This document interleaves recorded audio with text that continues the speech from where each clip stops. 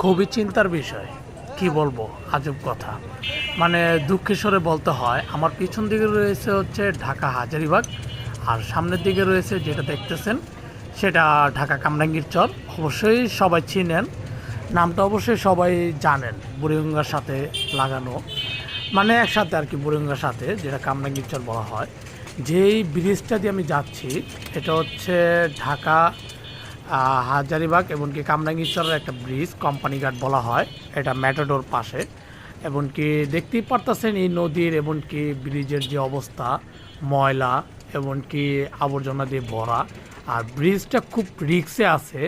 কি বলবো, দুঃখের কথা। এটা তো নিজেদের, মানে বলতে গেলে কি নিজের কাছে খারাপ লাগে।